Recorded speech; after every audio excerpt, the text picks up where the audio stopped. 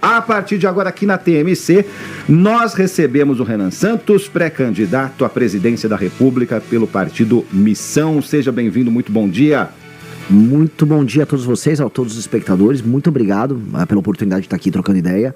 Vai ser um prazer. Vai ser um prazer, e os seus fãs aqui nas nossas redes sociais estão bombando desde a madrugada. Barulhentos pra caramba. Não, e é verdade, eu acordei, aí eu fui dar uma olhadinha, né? Tava já aparecendo TMC e eu vi tinha uma galera do quadradinho preto, branco e amarelo, né? Isso, as cores. Exatamente. Bom, vamos começar então falando desse gap, desse intervalo entre a sua militância do Missão, do MBL, como queira, e o contingente que o colocaria num primeiro turno em posição de relevância ou até num segundo turno. Bom, por enquanto, o que as pesquisas estão dizendo em 2026 até agora? Um dígito, 4, 6, 8 até, de Renan Santos nas pesquisas. Como pular para 2 dígitos? Como sair da bolha, fazer o eleitor e eleitora te colocar num eventual segundo turno? Essa é a discussão que eu tenho com o meu time, porque basicamente se eu chegar a 2 dígitos, eu estou completamente no jogo para ir pro segundo turno. Há agora, ainda mais depois dos recentes escândalos envolvendo o Flávio Bolsonaro, a ideia de que os Bolsonaro, né, através do Flávio, não podem vencer o Lula no segundo turno. Inclusive vazou, através de uma concorrente de vocês, um tracking de um instituto. Não é bom ficar citando institutos, eles ficam bravos quando eu falo de trackings, mas mostrando o Lula no segundo turno 7 pontos à frente do Flávio. Isso se torna quase impossibilidade, portanto aquele efeito manada que eles querem ter, avisando, nem adianta votar em quem tá em terceiro, em quem tá em quarto, me põe no segundo turno que eu ganho, já não dá pra fazer. Ou seja, o Flávio é uma certeza de derrota pro Lula. Portanto, aquele que tiver em terceiro mostrando viabilidade, tem grandes chances de ir pro segundo turno.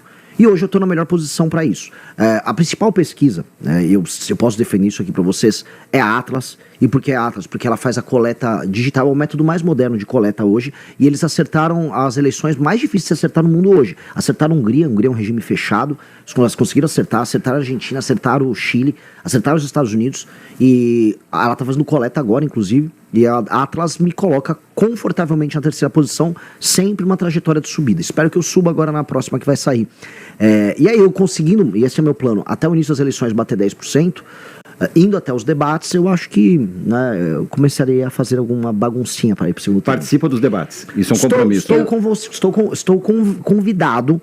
Agora, vocês devem ter visto que o nosso querido Flávio não quer que eu vá, né? Você está se colocando aí nos debates, é claro, mas o Flávio Bolsonaro colocou impedimento. Esse limite. Se você for para os debates, Flávio Bolsonaro não irá. Por quê? O que tem aí nos bastidores? É medo. O Flávio não é um sujeito muito inteligente. O Flávio tem um histórico muito ruim, né? Enquanto eu estava caminhando a pé até Brasília para derrubar Dilma Rousseff, o Flávio estava fazendo, vamos dizer...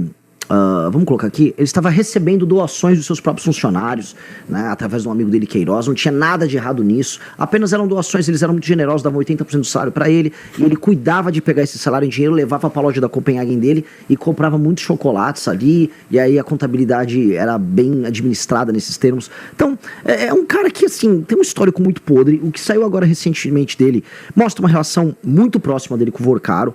Ninguém financia um filme B, vamos falar a verdade, aquele filme que estão fazendo do pai dele, um filme B, com 134 milhões, desculpa, já foi demonstrado que a empresa que recebia o dinheiro, ela comprou uma casa no Texas, curiosamente habitada pelo irmão dele.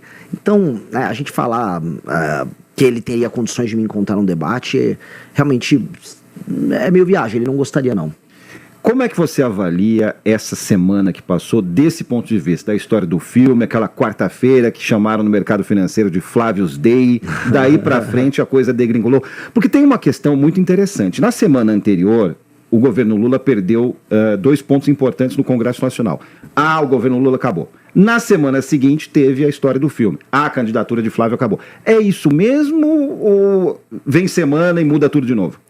Não, ninguém, né, na política você morre várias vezes, né? É uma arte incrível de nunca sucumbir de verdade. Eu não achava que a derrota do Lula fosse uma derrota que o afetaria em termos eleitorais. Ela teria um efeito político, mostra, vamos dizer, a incapacidade dele controlar um Congresso que está rebelde, uma aliança que foi feita entre o Alexandre de Moraes e o Alcolumbre, né, o que já mostra que a própria divisão interna do STF está afetando o Lula. Mas, eleitoralmente, o eleitor do Lula não ia ser afetado por aquilo. Agora, eleitoralmente, vamos dizer, a pessoa que vota no Flávio, uma parte dela, sim. Porque uma coisa é antipetismo, outra coisa é o bolsonarismo. Todo bolsonarista é antipetista, mas nem todo antipetista é bolsonarista. E tem muitas pessoas que se apegam a uma agenda ética. Tem muitas pessoas que já estavam assim, puta, vou ter que empurrar esse Flávio ladeira acima, né? E aí essas pessoas não querem mais empurrar ele ladeira acima. Então o Flávio, ele teve muitas defecções no eleitorado dele. As próximas pesquisas vão trazer eleitorado urbano, eleitorado feminino e urbano. As pessoas com um pouco mais de escolaridade, essas pessoas vão pular fora do Flávio. E eu vou aproveitar para fazer uma pergunta. Quem é o seu eleitorado? Qual o perfil dos seus eleitores? Bom, eu espero que seja todos os brasileiros, né? Todas as pessoas nascidas em território brasileiro aptas a votar. Mas hoje, né, se eu for colocar assim, quem hoje está, vamos dizer, apoiando a pré-candidatura, que hoje está militando, são pessoas mais jovens, especialmente até seus 33, 34 anos, em todo o território nacional. E aí a divisão geográfica é uma primeira coisa que eu consegui quebrar na tal da polarização. Que no fundo, quando a gente fala em polarização no Brasil, a gente está falando muito de um recorte norte-sul. Todo mundo fala de que é ideológico, no fundo é um recorte norte-sul. E eu tenho muitos seguidores no norte, muitos seguidores no sul. Quando eu falo norte, eu incluo o nordeste. E isso é a primeira divisão, a primeira diferença, que a gente invade o eleitorado do Lula e invade o eleitorado dos Bolsonaro. A segunda coisa, o eleitor ele é um pouco mais masculino do que feminino. Foi bem mais masculino antes. Eu estava com uma proporção bem, vamos colocar, desproporcional. Agora está começando a equilibrar, especialmente porque as pessoas que vão começar a me acompanhar a partir dos 30, 35 anos de idade, a taxa de mulheres inclusas nisso aí é bem maior. Então a gente começa a equilibrar isso. Mas seria isso. A gente está falando então de um millennial urbano até esse momento. Mais ou menos. É um zillennial urbano. Zillennial urbano. Por quais caminhos o Renan Santos vai bater na porta dessas pessoas que não fazem parte hoje, maio, né, a partir de hoje, dessa configuração desse perfil? A real, eu não vou mudar nada. Porque a mensagem, se eu apresentar, e eu já fiz esse teste, se eu apresentar a minha mensagem com o rosto de um político conhecido que essa pessoa gosta, ela vai falar, nossa, tá perfeita a mensagem. A questão toda é que as pessoas não me conhecem, eu sou mais desconhecido dentre todos, e há uma questão, as pessoas mais velhas já estão mais apegadas à polarização do que as mais novas. A polarização responde a um modelo de pensar política que todo mundo 40 a mais tem, não só no Brasil, mas no mundo todo. Você tem uma clivagem conservador, progressista, nos Estados Unidos, tinha na Inglaterra, no mundo todo tinha esse desenho. Um desenho que vem muito do lado do período da Guerra Fria. Invadir vamos dizer, esse espírito dessa pessoa é demonstrar para ela que, por exemplo, já que se eu for buscar um eleitor que é antipetista, é demonstrar que eu sou antipetista. Hoje ele não acredita, hoje ele acredita, não, Flávio, porque ele é da família do Bolsonaro, ele é o inimigo natural do PT. Só que se eu mostro, assim, com os mais jovens, não, tem o Renan é viável. Aí ele começa a me dar espaço. Eu tenho que crescer com o público que eu tenho, pro mais velho olhar e falar, não, esse cara eu vou dar uma chance. Mas aí tem uma questão que é até tradicional aqui no nosso país. Eu entendo que com o seu discurso disruptivo, você acredite que isso possa ser mudado. Mas o senhor disputa a presidência da República, ou vai disputar, pretende disputar, sem nunca ter exercido um cargo eletivo. O nosso país é complexo, tem crise econômica, crise institucional, pressão institucional. Existe uma necessidade permanente de articulação política. Então, como é que dá para convencer um eleitor que alguém sem experiência prática na política de gestão pública ou de mandato tem preparo para governar o país? Bom, a gente pode começar com um exemplo contrário. A Dilma Rousseff tinha grande experiência política e ela caiu, foi uma péssima governante. A gente pode trazer inúmeros exemplos de boas gestões que foram feitas por pessoas que não tinham experiência e de más gestões por pessoas que tinham experiência. E o contrário também. Não é isso, no fundo, que determina nem o sucesso de uma liderança política, nem o insucesso dela. Se você está cercado de boas lideranças, se você é, em si, uma liderança natural, se você é firme nos seus propósitos, trabalha bastante, a tendência é que você consiga fazer as coisas bem feitas em qualquer área humana. E eu acho que eu farei isso, porque eu já sou um líder político firme há 12 anos, lidero o maior movimento político do Brasil, sou hoje presidente do meu próprio partido. Então, dando um exemplo aqui, eu estou concorrendo contra Zema, Caiado e Flávio. O Flávio tentou montar um partido político junto com o pai dele, ele fracassou, eu não. O Zema foi atacado, após ter uma opinião sobre o Flávio, pelo próprio partido. O partido dele, né, em diversos estados, soltou nota contra ele. Eu não, meu partido me apoiou, porque eu sou líder. O Caiado não pode pegar um avião, sair de Goiânia e ir pro Rio de Janeiro e falar, sou candidato ao governo. Ele não é líder de nada, o partido dele, que é do Kassab, tá fazendo campanha pro Lula na maior parte dos estados. Então, né, do que serviu a experiência deles? Se o básico do básico que é entrar numa guerra com o exército, eles não têm. Então, a experiência administrativa acaba sendo condicionada à experiência política e à sua capacidade de ser líder. E nesse sentido eu estou alguns passos na frente de todos eles. Excelente referência que você trouxe, Renan, a questão da Dilma Rousseff, porque a Dilma Rousseff, ela é eleita, endeusada, inclusive, por parte do empresariado brasileiro, numa grande onda positiva do petismo, mas ela acaba caindo. E muito se diz, né, que ela cai por quê? Porque ela não consegue viver o dia a dia do nosso presidencialismo de coalizão, que é essa relação muito da peculiar, para não falar outra coisa, da presidência da República com o Congresso Nacional. Qual que é a sua visão, qual que é a visão do Missão a respeito disso? Bom, esse aqui para mim é o tema mais importante do Brasil. E quem resolver isso, e não é só resolver ter governabilidade, é resolver os instrumentos que fazem com que um grupo de bandidos sem nenhum interesse nacional estejam o tempo todo compondo e mandando nos governos. Quem resolver isso, resolve o Brasil. Tá? Então, eu tenho um livro publicado agora, o livro amarelo, que é o livro de propostas do partido, em que a gente traz o que a gente chama de lei de responsabilidade gerencial. E se eu puder me estender um pouquinho mais nessa resposta, é bem importante, porque para entender isso, a gente tem um modelo no Brasil, que é o tal do presidencialismo de coalizão, que faz com que o presidente da República, mesmo vencendo a eleição, ele é obrigado a ganhar uma segunda eleição, que é a composição do governo.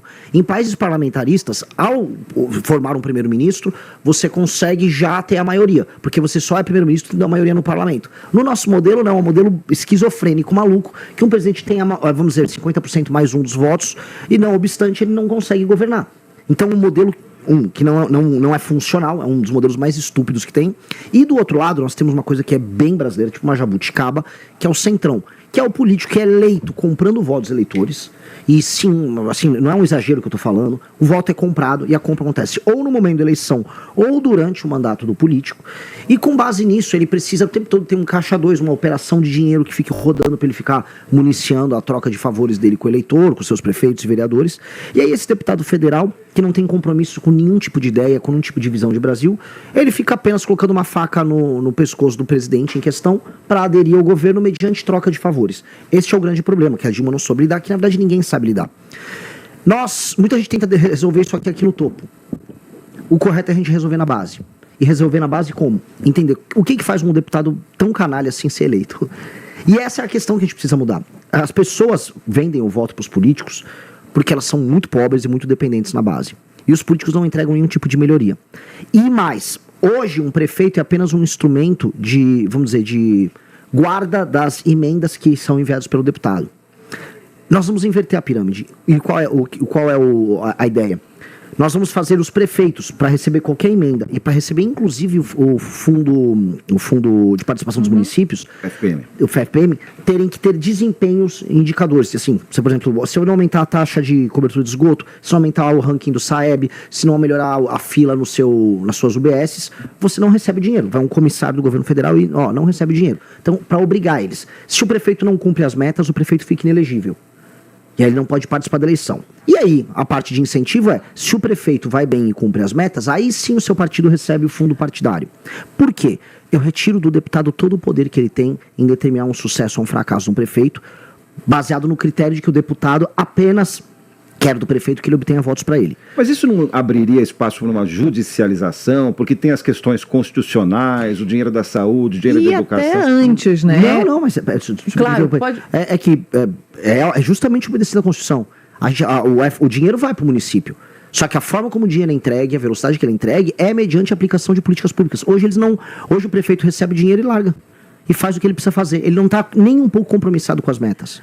Agora, Renan, todas essas mudanças que são profundas que você propõe, né, no funcionamento do Estado, elas dependem, na prática, do Congresso, dependem de negociação política, dependem de maioria, de PEC, de articulação, o que for. Para cada uma dessas específicas tem um andamento, um processo específico. Eu queria entender como é que o senhor aprovaria essas mudanças sem entrar justamente na lógica das alianças, das concessões políticas que o senhor critica tão duramente e que é um propósito do seu partido. Bom, eu vou ser brutalmente honesto. Todo mundo sabe, quem é eleitor meu, quem nos acompanha, que eu não tenho grandes ilusões sobre a classe política brasileira e tampouco sobre o eleitor brasileiro. Haverá um monte de ladrão querendo fazer negociações sujas comigo porque o eleitor vai votar no monte de ladrão. E tá dado. Haverá centenas de ladrões no Congresso Nacional que serão colocados pelo eleitor. O eleitor vai vender o voto pro cara, vai ganhar um favorzinho e vai colocar o cara lá. É fato. E eu vou ter que sentar com esse cara. Eu vou ter que compor governo com os partidos desse cara. Eu não estou com ilusões, eu não vou conseguir governar nesse modelo atual e não vou conseguir alterar as regras do jogo que fazem com que esse ladrão chegue lá sem antes sentar com ele. E é, infelizmente, vamos dizer, consequência do modelo democrático nosso. Eu vou fazer um governo de composição. O que eu não vou compor é compor na base da grana e da troca de favores financeiros. O único lucro que a pessoa poderá ter comigo, que o deputado vai ter e o partido, é o lucro político. O que é o lucro político? Se eu apresentar uma política pública funcional no estado daquele deputado, eu vou lá e vou fazer ele ter o lucro político. Ele desfrutar da vitória comigo. Natural. Um exemplo. A gente vai fazer um combate muito forte ao crime organizado. Eu vou lá no Ceará libertar a cidade de Santa Quitéria que está com o Comando Vermelho. Vou chamar os deputados do Ceará. Venha, levem um lucro político comigo. Agora, lucro fiduciário, grana, não vai rolar. Não vai rolar. Isso não vai rolar. E aí vou ter impasse. Se eles quiserem ir pra guerra com isso, eu vou pra guerra com eles também. Inclusive, me alio com quem não imaginam. Vou dar um exemplo. Flávio Dino, que é do campo político oposto ao meu, ele está fazendo um trabalho sério de fiscalização com emendas. Pois bem, eu vou apoiar o Flávio Dino. Vamos pra cima. Vamos apoiar a Polícia Federal e vamos pra cima de quem tá desviando emenda. Se o Congresso quiser ter o lucro político das boas políticas do meu governo, bora, compõe o governo com todo mundo. Se o Congresso quiser me achacar, vou chamar o Flávio Dino e aí eles vão se ver com as emendas que eles roubaram. Ponto. Sem discussão. Frase, vou fazer um governo de composição. Então eu quero desenvolver, explorar mais um pouco essa frase que você acabou de trazer. Você deu um exemplo, Flávio Dino, nesse caso específico das emendas. Quem você enxerga hoje, nomes e legendas, que poderia, em alguns aspectos determinados, fazer parte de um governo de composição do Missão a partir de 2027. Por exemplo, Tereza Cristina, ela é de um partido Centrão. Não teria problema nenhum em ter uma Tereza Cristina, que é de um partido Centrão, participando no governo meu. O ex-governador do Espírito Santo, Paulo Artung, foi um governador sério, de partido Centrão, não teria problema nenhum de ter uma composição com ele. Esses partidos do Centrão, eles são compostos na sua maioria por tralha, por porcaria. Mas há quadros bons pontualmente. Eu toparei, você quer participar comigo, PP, partido do Ciro Nogueira? Só não quero o Ciro Nogueira, por favor. Agora, tem alguém interessante aí? Me dá, não tem problema nenhum. A composição terá que ser feita, infelizmente. Ela é condicionada ao quê? O programa é nosso. Porque o que nos elegeu foi o programa. Então eles vão executar o meu programa, que é o programa que venceu nas urnas. 2, vai tocar o meu programa? Tá, não haverá negócio, não haverá porteira fechada pra nada. Porque a gente sabe muito bem, por exemplo, que como é que funciona esse jogo? Um cara pede um ministério e ele acha que o ministério é um feudo em que ele fará negócios. E é ali que surge a grande corrupção. O ministério, ele tem autarquias ligadas a ele vai ter empresas públicas ligadas a ele tem orçamento, ele consegue administrar eventualmente o envio de um recurso para uma área aqui, outra ali. E é ali que vai rolando a roubalheira. Não vai rolar. As empresas públicas, as autarquias, as políticas públicas, elas vão ser tocadas por técnicos nossos, e o partido que vai compor, ele vai compor aquele governo baseado na ideia de que ele vai ter o lucro político conosco. Só isso. Ponto. Queria aproveitar que o senhor falou sobre segurança pública ou insegurança. Há uma expectativa de que o nome para vice venha, né, de alguém mais combativo nesse sentido. Já tem alguma definição? Depois eu queria me aprofundar um pouco mais nas propostas em relação à segurança, ao combate às facções também. Olha, tem umas ideias nessa linha, sim, tá? Não sei como é que você soube. Tem umas pessoas que eu tô conversando, mas ainda não posso revelar a minha fofoca aqui. Mas são pessoas ligadas à segurança? Tem 2 pessoas muito importantes nessa. Não posso contar. Mas teria que ser do seu partido pela lógica. Quem disse? Pela lógica da nossa conversa. Agora em terceiro tem outros partidos vindo conversar. Não sou mais tão feio no baile. Eu estou sozinho. Mas aí já aceita, dependendo. Dependendo, eu aceito. Dependendo da qualidade da pessoa. Eu volto a falar, quando eu fiz o impeachment da Dilma Rousseff, eu tive que conversar com todo mundo. Eu não tenho problema em conversar com ninguém. O fato de o Renan é antissistema, o que significa? Eu vou botar fogo, jogar lá no Palácio do Planalto e botar fogo nele? Não vou. Eu vou fazer um governo revolucionário. Eu sou um reformador. E eu fico feliz se pessoas de outros partidos aderirem ao meu projeto. O que eu vou fazer é aderir ao projeto dos outros. Virar um presidente que não tem rumo, que como todos esses últimos. Que basicamente, se for explicar qual é o tema do governo do Lula, qual é o tema do governo do Bolsonaro, ninguém sabe dizer. Não há uma linha. O nosso teria uma linha. E esses nomes são nomes mais conhecidos? Não posso entregar fofoca agora. Mas é para isso que a gente está mas aqui. então- Aí estrago minhas negociações, assim, mas o que eu posso falar pra vocês já que você foi a primeira a depreender, começar a deduzir isso, me convidem novamente que aí eu trago a informação no momento certo. Tá Eu certo. diria aqui no programa, nem Então é vai hoje. ser em primeira mão aqui. Tragarei em primeira mão pra vocês. Atenção, redes sociais, atenção Seus fortes. fãs estão aqui. Atenção fãs Meus do fãs Renan. estão testemunhando. Tem alguns aí já? Não, estão todos aqui, ó. Ah, ótimo. Pode ver. Um abraço pra eles. Então, já que a gente não pode falar de nomes, vamos falar então de linha. Qual que é a linha na gaveta segurança pública da sua proposta?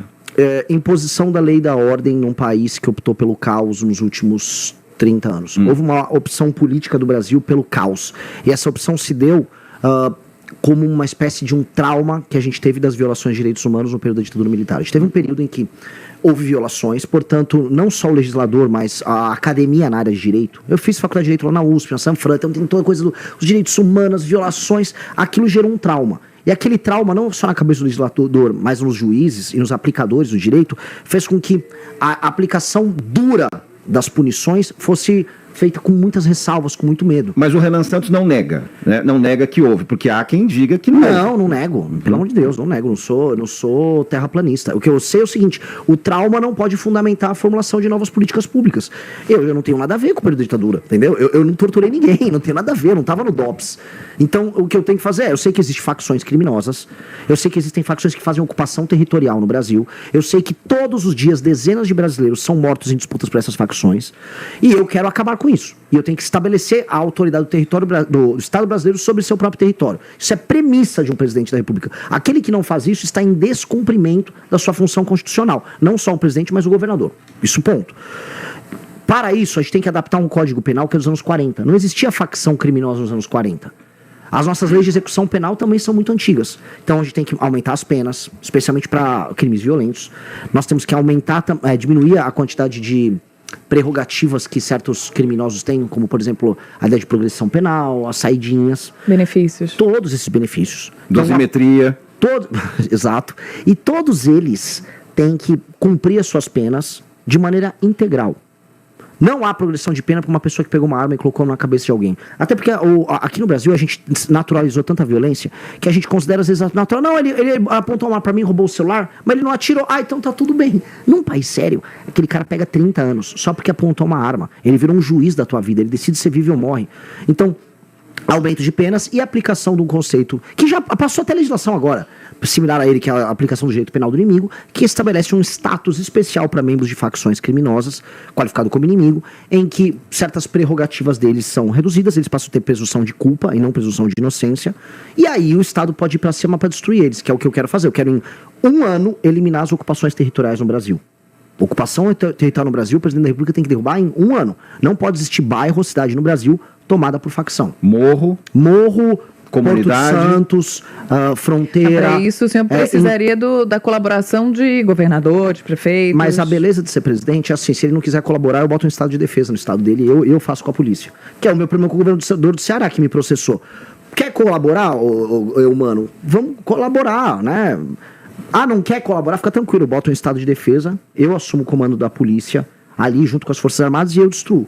Eu vou fazer em colaboração. Quem não quiser colaborar, aí eu faço em colaboração. Agora, eu queria entrar em um ponto específico da violência, já que o senhor disse que está enfrentando uma certa dificuldade ou estava com o público feminino, eu queria saber se o senhor vai conseguir responder uma pergunta que está difícil para pré-candidatos, seja a qual cargo for, responderem de forma muito específica, que é violência contra a mulher. Com esse recorde de casos que nós enfrentamos, há uma confusão em relação ao que precisa ser feito. É a conscientização, é claro que a conscientização ela é ultra necessária, é o que vai acabar com a violência contra a mulher a longo prazo, talvez nas próximas gerações. Posso fazer uma pergunta? Claro. Que a conscientização acabaria com a violência? Então, quando você cria ou quando você melhora a educação e a conscientização sobre como os homens ou meninos têm que tratar, encarar as relações, toda essa estrutura patriarcal, você evita episódios de violência. Essa pergunta tem uma resposta já. Se eu estou entendendo Eu bem. acho que não, viu? O que muda é lógico. Assim, o que uma lógica punitivista. É óbvio. O que para uma pessoa violenta é a força maior. Mas são duas coisas que andam em paralelo, não? Elas podem entrar em paralelo, mas a, Então, pessoa essa é que a minha comete, a pergunta. pessoa que comete o crime violento no Brasil, em geral, é uma pessoa que tem a certeza da impunidade. A certeza da impunidade faz haver o cometimento do crime. Independentemente da conscientização dela ou não. Independente da conscientização. Lugares que tem, vamos dizer, culturas mais machistas, vamos botar, vamos pegar alguns países do mundo árabe. Eles apresentam um número menor de violência como um todo do que o Brasil, que pode ser menos machista do que um país, vamos dizer, altamente islâmico. Ou uma cultura altamente hierarquizada, patriarcal como a Índia. Quem tem mais crimes violentos, o Brasil ou a Índia? Por mais que eles tenham muitos crimes horríveis contra mulheres na Índia. Ser turista mulher na Índia é um horror. É um horror, não dá pra pisar lá sozinha. O Brasil é mais violento. Então, mas a minha pergunta era justamente essa. Tem muita gente que defende a conscientização e a educação, e isso é algo que vem a longo prazo. Agora, a curto prazo, o que pode ser feito especificamente para esses crimes? Porque, de certa forma, eles estão englobados ali na violência, de forma geral. Mas são crimes muito específicos. Assim, eu gosto muito de deixar a coisa bem precisa, porque o número de homicídios, homicídios contra a mulher diminuiu. O número de homicídios. A gente está falando de uma estatística nova, de um novo tipo penal que foi criado, que é o feminicídio, que é falando, um crime por uma violência doméstica e tal. E agora ele está sendo listado como parte de vamos dizer, de um tipo penal novo. E aí você está vendo os casos. E existem casos horríveis que estão acontecendo, a gente assistiu nos últimos meses, casos bizarros. O que tem que ter? Punição muito dura. O homem que está em casa e bate, mata a sua esposa e a mulher confia nele, ele é o homem que deveria ser o protetor da casa, ele trai a confiança dela, ele tem que ter agravantes na pena dele. Uhum. Só que hoje nem ele, nem um homem que assalta qualquer outra pessoa, homem ou mulher na rua com uma arma, esse cara fica na cadeia. O problema, no fundo, é esse. O que eu tenho medo um pouco da questão de a gente falar só de conscientização são esses projetos como o PL da misoginia, que fala que está conscientizando, no fundo ele está diminuindo a liberdade de expressão das pessoas, diminuindo a capacidade de confiança nas relações entre homem e mulher. E aí homens e mulheres têm medo de estabelecer relações. Inclusive saiu agora uma pesquisa sobre isso. Interessantíssimo isso aqui. Homens, na geração Millennial e Z, têm medo de entrar em relação, com medo de falsas acusações. Então, quando você estabelece muitas regras, você cria relações de baixa confiança. Países que têm mais confiança interpessoal precisam de menos regras para isso. Mas, em geral, que tipo de regra eles têm? Eles confiam na capacidade das pessoas interagirem umas com as outras, mas eles punem de maneira muito dura quem é incapaz de agir socialmente. Então, se uma pessoa socialmente, vamos dizer, bate uma mulher, ela tem que ter uma punição desproporcionalmente alta quando ele quebra essa confiança. Então, o que eu acredito? Na punição muito pesada. E 2, em entender quais são os problemas reais que afetam as mulheres. As mulheres são muito preocupadas em ser assaltadas na rua. Elas são vítimas de assaltos à mão armada, roubos de celular, de maneira muito, muito alta, especialmente nas periferias. Isso, todos os lugares que eu rodei no Brasil falam, Renan, é muito fácil assaltar a mulher tem muito medo na rua, não sabe como reagir na hora, e o bandido vem pegar. Penas muito duras, vamos pegar o ladrão de celular. A violência doméstica, penas muito altas. E um problema que não é exatamente da violência doméstica, mas que afeta boa parte das meninas mais humildes no Brasil. Que é o quê? A falta do pai presente com a criança. Veja só um ciclo. O ciclo é, a mulher jovem que às vezes, eventualmente, acaba tendo uma relação que não funciona com o rapaz, tem um filho. O pai da criança não dá atenção, ela é obrigada a trampalhar o dia inteiro, não consegue dar atenção para a educação desse menino. Esse menino, sem a presença masculina, não tem a referência, vamos dizer, de como o homem se comportar. Na escola ele começa a apresentar padrões antissociais, a mãe não consegue cuidar disso, que ela está tendo que ralar para pagar as contas dele. Esse menino depois ele é absorvido pelo crime organizado e você vai criando um ciclo. E qual é o ciclo? É o ciclo da mãe que não teve a presença do marido ou do jovem que ela casou para cuidar da criança, aquele menino entra pro crime, acaba criando violência contra as mulheres, ou seja, esse ciclo de perpetuação precisa ser interrompido. E boa parte das reclamações das mulheres é um cara que eu casei, ou o cara que eu namorei, o pai da criança, não paga pensão. Isto são esses 3 problemas que eu listei. A menina que fica fora tendo que trabalhar, que gostaria de ter um colégio em tempo integral, uma boa merenda.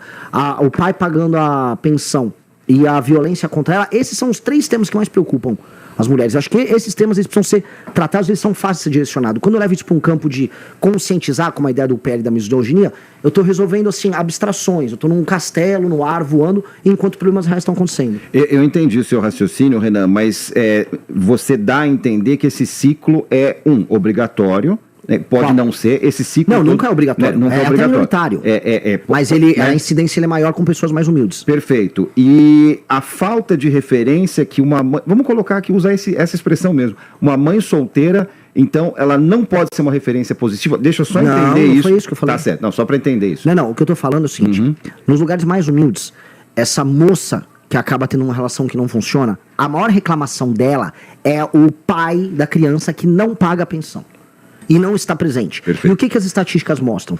Que a não presença do pai tem um dano para ela, para a criança e para a sociedade colossal.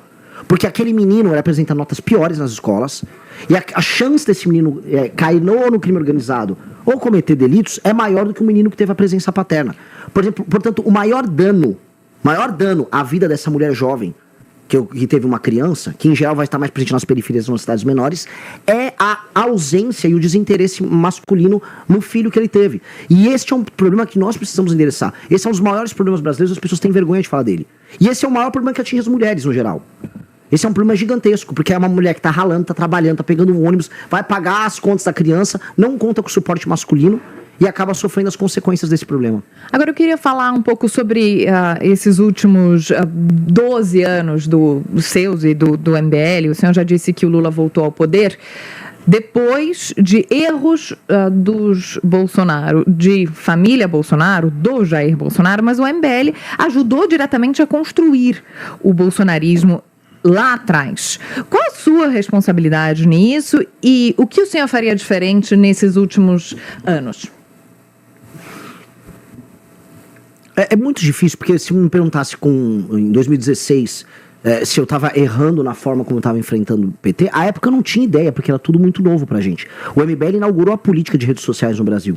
A gente não sabia o que aquilo ia dar na vitória do Bolsonaro. Mas hoje o senhor acha que errou? Não, eu não consigo imaginar que eu errei se eu imaginar que eu não teria outra categoria de pensamento à época. Eu não conseguia pensar assim, nossa, o que eu tô fazendo aqui vai gerar um Bolsonaro. Um exemplo. As pessoas iam nas ruas, nas manifestações que eu chamava em 2016, falar que a gente não tem bandido de estimação, quem tem é o PT. Ora. Anos depois, boa parte daquelas pessoas que estavam comigo nas ruas na Paulista estão aqui falando, não, o Flávio só tá fazendo um filme. Aquelas pessoas se tornaram tudo aquilo que elas criticavam. À época eu não tinha ideia de que isso fosse acontecer. Eu achei que a gente tá tendo uma revolução de cidadania. As pessoas estavam, nossa, as pessoas acordaram o problema brasileiro. Isso é genial. Eu era um bobo. Eu tinha como saber que isso ia acontecer? Não, talvez eu fui bobo. Vamos botar assim, eu fui bobo. Agora, na hora, não dava pra imaginar. As pessoas, a gente tava passando por um fenômeno que era parecido naquela época com uma Revolução Francesa, que era a Operação Lava Jato. Corta a cabeça desse político, corta daquele agora, corta. Então tava um lance de cortar cabeças. E como é que a gente saiu de um lance de corta a cabeça pra hoje mantém a cabeça mesmo quando ela precisa ser cortada? Que é o caso, por exemplo, de todos os escândalos de corrupção à direita que envolve a família Bolsonaro. Se há um escândalo, virar um eleitor bolsonarista, mas o Lula deve ter feito pior. É isso que virou. Então, realmente, eu não tinha ideia. Renan, temos 34 minutos de conversa. Fica o compromisso, aliás, que você já colocou aqui, de você voltar, porque faltou falar de um monte de coisa, planos econômicos, como é que vai ser o seu governo.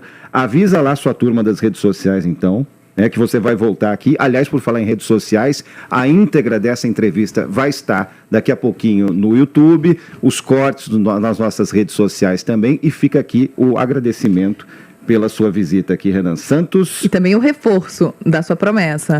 Nome de vice será aqui, pode ser em off, a gente pode ir conversando até lá. A gente no corredor, aqui no café. Exatamente, mas será aqui na TMC. Muito obrigada, agora espaço para as suas considerações finais. Apenas agradecer, foi muito legal o bate-papo e, por favor, me convidem mais. Eu adoro a região que a TMC está instalada. Tenho boas aventuras, boas diversões quando era mais novo. Meus pós-balada na padaria lá, Dona Deola ali. Tá certo. Muito bom. Então, obrigado a todos que estão nos assistindo e me conheçam nas redes sociais, Renan Santos MBL. Valeu, muito obrigado. Curtiu o vídeo? Então se inscreva no canal Derrete Cortes, deixa o like, comente aqui embaixo o que achou e compartilha esse vídeo com mais gente.